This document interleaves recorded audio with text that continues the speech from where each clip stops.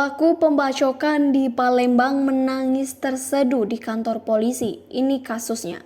Ridho Adi Setiawan, 23 tahun, sontak menangis terseduh saat dihadirkan dalam rilis tersangka yang digelar di Polsek Sukarame, Palembang pada Senin 30 Mei 2022. Pria yang merupakan tersangka pembacokan menangis sembari menutupi wajahnya dengan kedua tangan. Warga Jalan Sukabangun 2, Lorong Sejahtera, Kecamatan Sukarame mengaku sangat menyesali perbuatannya. "Saya menyesal, Pak, kasihan orang tua," ujarnya seraya menangis terisak. Aksi pembacokan yang dilakukan Ridho terjadi di Kompleks Sukabangun Indah tahap 3 Kelurahan Sukajaya, Kecamatan Sukarame, Palembang pada Sabtu 23 April 2022 sekitar pukul 20.30 waktu Indonesia Barat. Akibat perbuatannya, korban Ilham Ferdiansyah harus dilarikan ke rumah sakit dan mendapat perawatan intensif karena mengalami luka bacok di bagian kepala sebelah kiri. "Saya sudah insaf, Pak. Saya orang baik, tidak pernah berbuat ulah,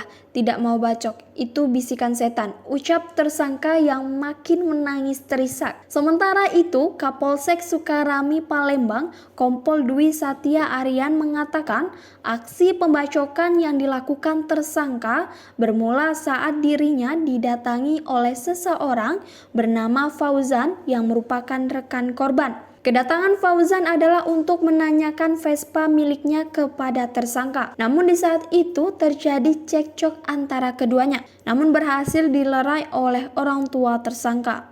Rupanya tidak cukup sampai di situ, cekcok kembali berlanjut saat saksi Fauzan dan korban bertemu dengan tersangka di sebuah warung. Cekcok tersebut kembali dilerai yang kali ini oleh warga sekitar. Akan tetapi tersangka yang sudah tersulut emosi lalu pulang ke rumahnya untuk mengambil senjata tajam jenis parang berukuran lebih kurang 60 cm.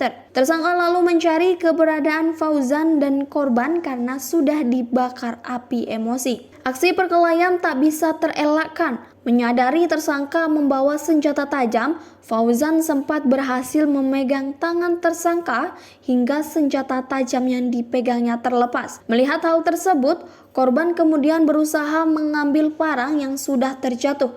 Namun sayang, niat itu kalah cepat dengan gerakan korban yang lebih dulu mengambil kembali parang miliknya. Tanpa banyak bicara, tersangka yang sudah kalut lalu mengarahkan parang tersebut hingga mengenai kepala sebelah kiri dari Ilham Ferdiansyah, rekan Fauzan. Selain menangkap tersangka, polisi juga mengamankan barang bukti diantaranya parang yang digunakan untuk melukai korban. Saat ini tersangka juga masih menjalani pemeriksaan lebih lanjut dan harus siap mempertanggungjawabkan perbuatannya di balik jeruji besi. Tersangka ini terancam dijerat dengan pasal 351 ayat 1 KUHP, ujarnya.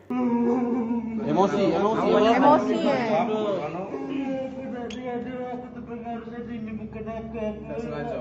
Terpengaruh apa? Dipukul. Masa lu? Ada yang bisik apa? Itu yang bisikan setan. memang setan tuh, memang kurang ajar ya setan itu. Kenal lah tuh sama setan itu tuh. Kurang ajar ya bisik setan. Kamu ke ilmu itu. Kenal lah tuh.